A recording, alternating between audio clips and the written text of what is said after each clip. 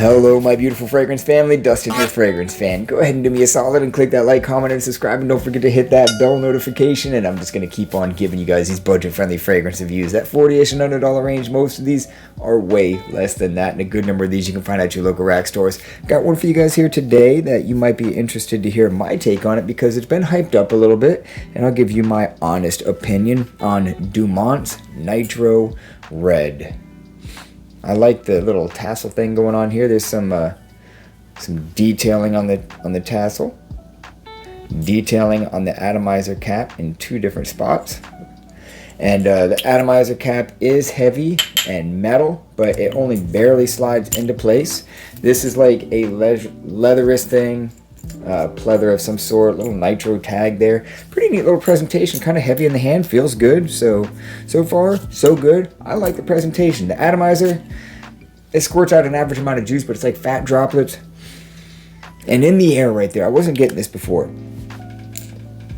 If you remember the liqueur pucker, that kind of reminds me of the watermelon version of this. To sum it up, it smells a lot like that from what I remember from like 19 years ago when I had that stuff.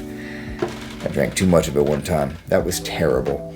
But so this is a fresh, ozonic, playful, fruity watermelon bomb. A little bit of fresh spiciness, a little bit of woods, a little bit of lavender, touches of bergamot, giving it a crisp freshness up top.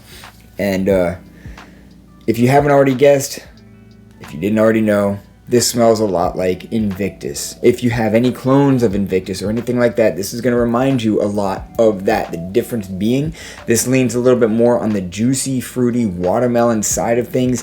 I say this might be mildly more spicy. Invictus does have a bit of fresh spiciness. I think this might be mildly more spicy, especially in the opening. Now, when this thing starts to dry down is when I really start liking this thing even more than the opening, because it starts taking on a grown appeal. Like, it starts maturing and becoming older. It's like it grows up on you or something, because there's patchouli in this, and I find myself discovering some of that earthy patchouli, and the sandalwood starts coming out a little bit, and almost like a musky characteristic. And it's not listed in the notes anywhere, but it's really hard to detect.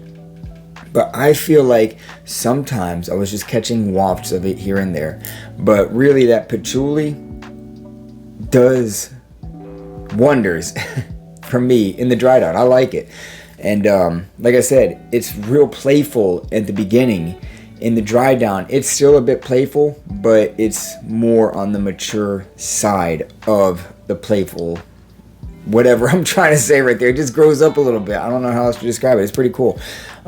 So if you have a number of Invictus clones or anything, this could be redundant, but I dare say this might be marginally better than the other ones. Like, for example, a lot of people like this Sapil Intense. It smells like Invictus. It also smells like Azara Wanted. It's like a cross between the two. This one leans, I'd say, closer to the Invictus side, but like I said, with that juicy, sweet watermelon thing going on. This thing is loud. It's a loud fragrance. It's June 21st, and I was just of 2024, and I was just walking around the little firework tent, and when I made my round and came back up, the lady said, "Hey, people seem to like start this kind of thing off like this sometimes. Like, I don't mean to sound weird or anything, but what are you wearing? This smells really good, and you left a trail when you walked around." And I said, well, I know some people that'd be happy to hear that. So this is a compliment style fragrance. That was a solid compliment for someone to like genuinely be interested in what in the world it was that I was wearing and compliment this sillage of it. So it is, I mean, I gave it 6 sprays, but it was still like an hour or so before I even went there. So it does project. It does have a nice scent bubble. It does last a good amount of time. I wouldn't say it's quite a beast, but I could see on a lot of you guys, this probably is a beast. This is probably a 12-hour fragrance on a lot of people, but for me, it's just a very good performing fragrance, like an 8-hour fragrance with like a 2.5-hour, maybe 3-hour good scent bubble. But that dry down, I keep smelling that thing for hours afterwards, and it's really, really nice smelling. So Even though it dries down a little bit more mature, I would say that this is a more youthful fragrance because there's really nothing serious about it. It's a playful kind of a fragrance. And if you don't like sweet fragrances, like sweet fresh fragrances, then this isn't going to be for you because it's very sweet. It's got amber in it, which adds to some of that sweetness, that amber and watermelon. So the two of those combined give it a good dose of sweetness. And occasions to wear this are going to be the daytime. And I think this would work in pretty much every season. Just because it's so loud and strong, you could probably get away with this in the winter, to be honest with you. But it's a spring, summer kind of a scent, strong enough for the fall and the winter, but it just doesn't fit those occasions. You know what I mean? This is more of a daytime, loud, freshy, playful fragrance, whereas like when you get into fall and winter, you kind of want something more cozy and boozy and spicy. This has some spiciness, but it's not one of those cozy fragrances, but it's strong enough to work in those seasons.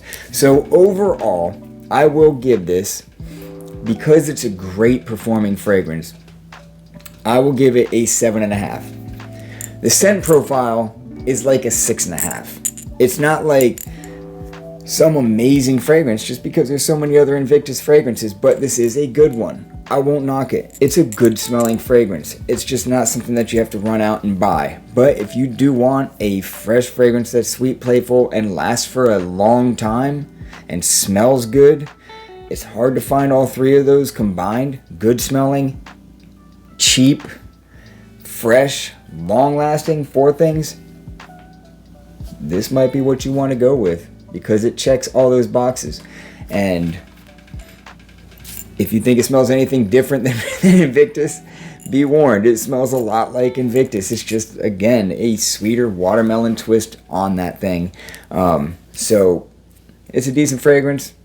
I don't know if it's hype worthy, but it is a good smelling fragrance nonetheless. And that's my final thoughts on Dumont Nitro Red. It's just funny that it's named Dumont Paris, but it is from the Middle East. With that, I'm out. Y'all be blessed. Take care of yourself always. And until next time.